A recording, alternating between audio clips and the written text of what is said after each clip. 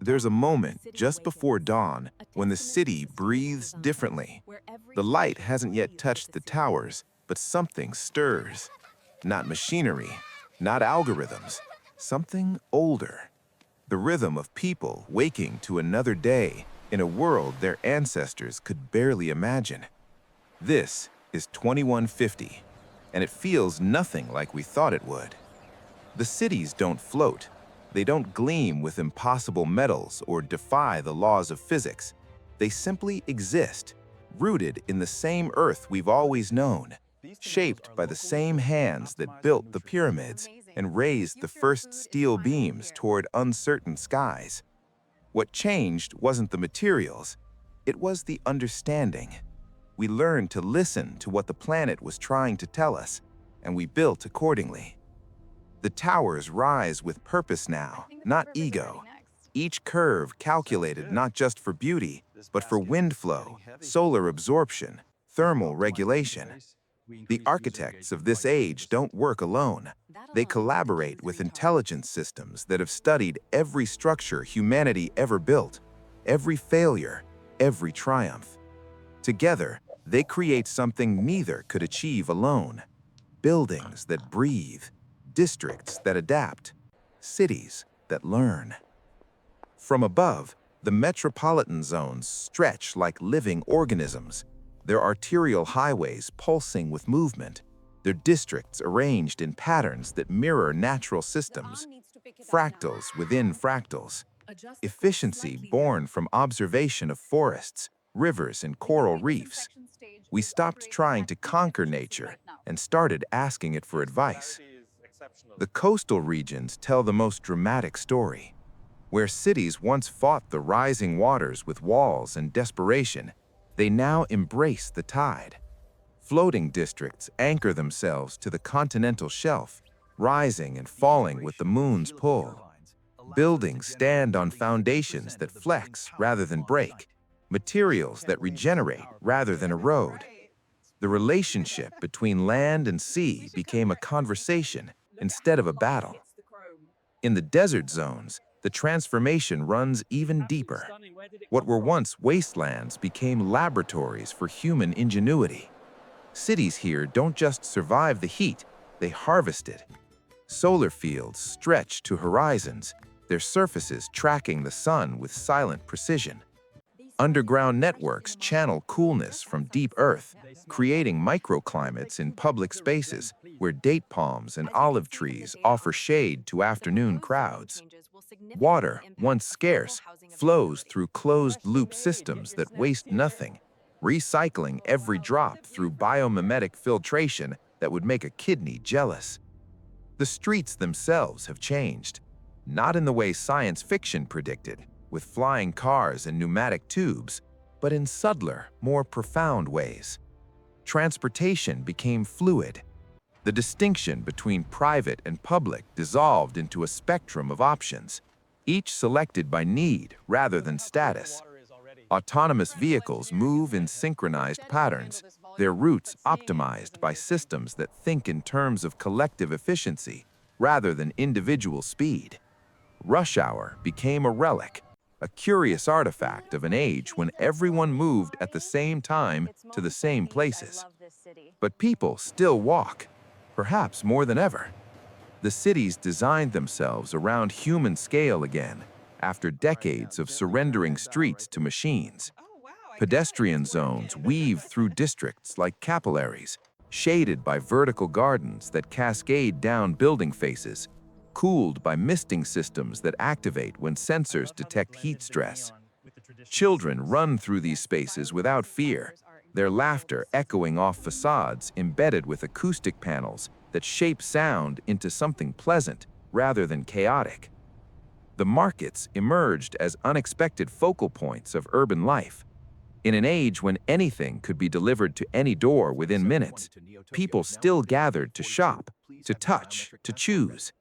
These aren't the sterile supermarkets of the past, or the chaotic bazaars of ancient cities, but something in between. Vendors operate stalls enhanced by augmented displays, showing the origin of every item, its environmental cost, its journey from source to shelf. Transparency became the currency of trust. Food production moved closer to consumption.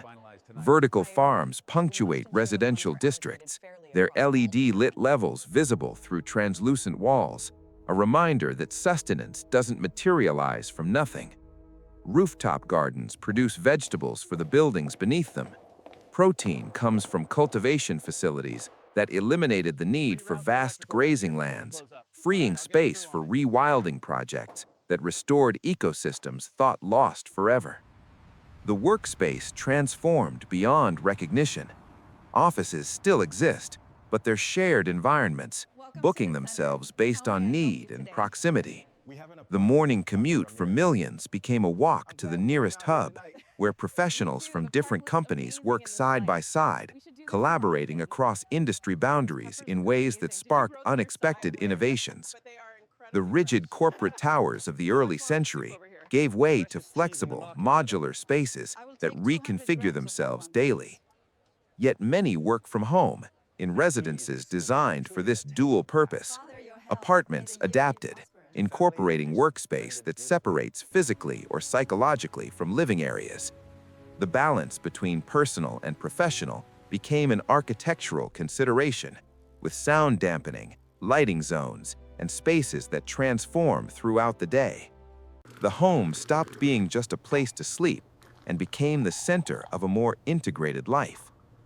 Healthcare woven itself into the urban fabric so completely it became nearly invisible. Monitoring happens continuously through voluntary participation in wellness networks. Sensors in homes, workplaces, even public spaces track air quality, pathogen presence, stress indicators in populations. Medical intervention happens earlier, often preventing conditions that once required dramatic treatments. Hospitals still stand, but they're quieter now, focused on complex cases and research rather than the routine emergencies that better prevention eliminated. The elderly moved through these cities with dignity restored. Automated assistance isn't a clunky wheelchair or obvious prosthetic, but integrated support that lets people maintain independence longer. Buildings anticipate needs, adjusting lighting, temperature, even floor friction for different users. Public spaces offer rest points disguised as art installations, benches that provide subtle lumbar support, railings positioned at optimal heights. Growing old stopped being a process of increasing isolation. Children experience a different kind of childhood here. Education escaped the factory model of age-based cohorts sitting in rows. Learning spaces morph throughout the day, accommodating different activities, different energy levels. Artificial intelligence tutors work alongside human teachers, providing personalized pacing while preserving the irreplaceable value of human mentorship and social learning. Play areas incorporate risk in measured ways, understanding that development requires challenge, not just safety. The environmental systems operate with such sophistication, they've become invisible infrastructure. Air filtration happens at every scale, from building-wide systems to personal devices people don't even notice they're wearing. Water cycles through treatment processes that leave it cleaner than natural sources, removing contaminants that accumulated over centuries of industrial excess. Waste streams separate themselves automatically, with materials routing to appropriate recycling, composting, or energy recovery without human sorting. Energy flows through the city in ways that would seem magical to earlier generations, but it's simply physics applied with precision. Solar collection happens on every sun-facing surface. Wind turbines integrate into building designs at scales from massive to microscopic. Geothermal taps into the planet's constant temperature. Storage systems balance supply and demand across timeframes from seconds to seasons. The grid became a living thing, learning, adapting, optimizing. The relationship with artificial intelligence evolved into something neither utopian nor dystopian, but practical. AI systems manage complexity that human minds cannot, coordinating traffic, balancing power grids, optimizing resource distribution. But they don't decide. They remend, predict, and execute within boundaries humans continuously define.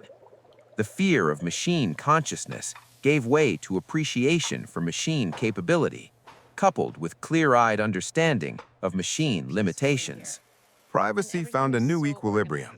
People shared data that improves collective outcomes while protecting individual dignity. The systems know enough to serve without knowing so much they oppress. Transparency flows in both directions. Citizens see how decisions get made, how data gets used, who benefits and who bears costs. Trust emerged not from ignorance, but from accountability. The cultural landscape diversified in unexpected ways. With basic needs met more reliably, human energy flowed toward creation, expression, and exploration. Art installations emerge overnight in public spaces, some lasting minutes, others years. Performance happens everywhere, from formal theaters to street corners, where musicians and dancers blur the line between professional and amateur. The cities became galleries without walls, stages without boundaries. Languages evolved but didn't disappear. Real-time translation made communication across linguistic barriers effortless. Yet people still learned languages, still valued the nuances that translation can approximate but never fully capture. Cultural identity remained important, perhaps more so in a world where physical distance mattered less. Neighborhoods retained character, celebrated traditions, while welcoming outsiders who came to experience and learn. The governance of these cities happened through hybrid systems that would confuse political scientists of earlier eras. Direct democracy on local issues, representative structures for broader policy, AI-assisted analysis of impacts and trade-offs, all wrapped in transparent processes where citizens could observe and influence at any level they chose to engage. Politics didn't disappear, but it became less theatrical, more focused on outcomes than ideology. Crime decreased but didn't vanish. Human nature retained its full spectrum, including darkness, but the conditions that spawned most crime, desperation, inequality, anonymity, diminished. The systems didn't surveil everyone constantly, but responded when actual harm occurred, with rehabilitation prioritized over punishment in cases where that made sense. Justice became more restorative, focused on healing and prevention. The night transformed these cities into different entities. Lighting adapted to human circadian rhythms, dimming in residential areas while maintaining visibility for safety. Entertainment districts glowed with controlled exuberance, their energy contained and channeled. Stars became visible again above urban centers as light pollution declined through intelligent management. People looked up and remembered their place in something larger. Weather still mattered. Rain still fell, though systems harvested it efficiently.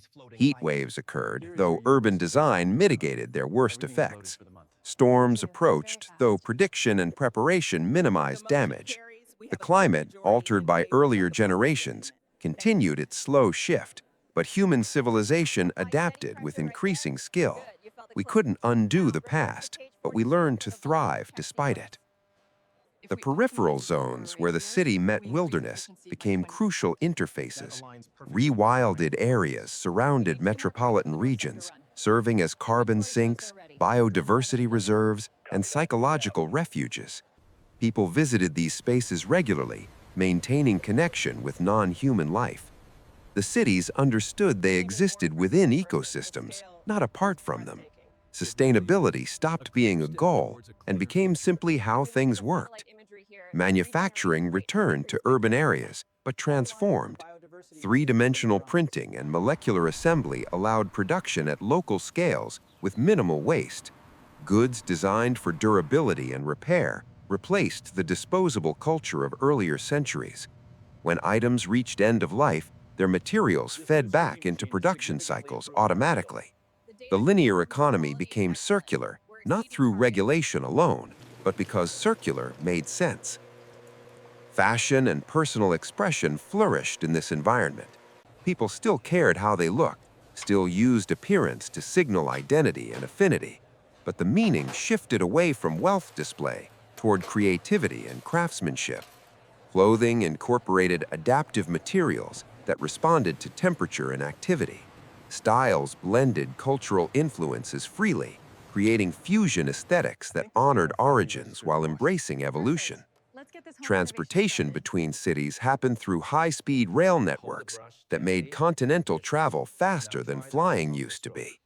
Maglev trains crossed distances in hours, their cabins comfortable enough that the journey became valuable time rather than dead time.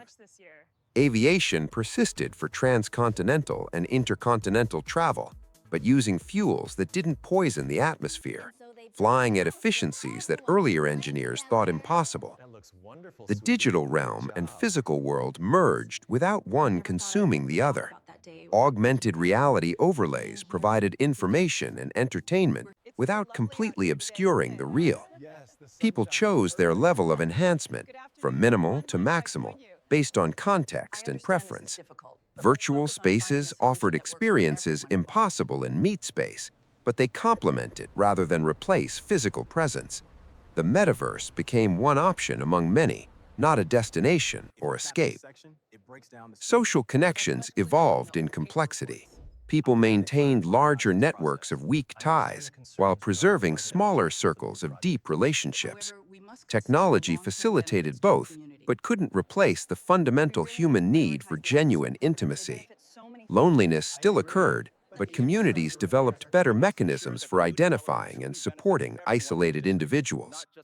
Belonging became more intentional, less automatic, but perhaps more meaningful for that. Spirituality and meaning-making took diverse forms. Traditional religions adapted to new realities while maintaining core teachings.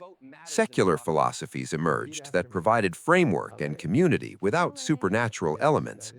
The cities accommodated this plurality without conflict, providing spaces for contemplation, gathering, and ritual across the full spectrum of human belief.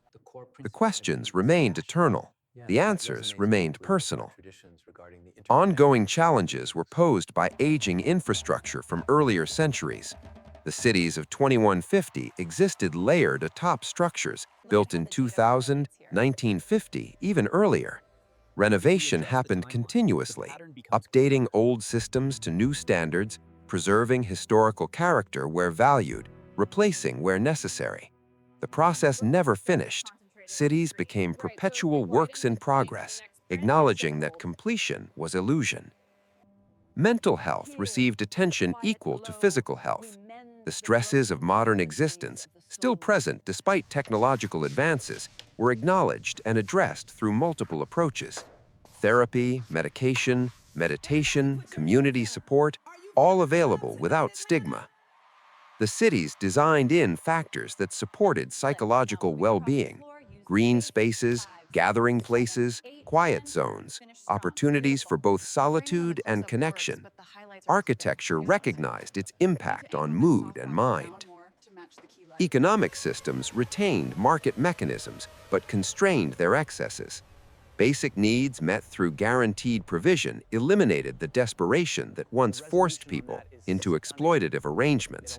Work remained important, but its meaning shifted from survival to contribution and self-actualization.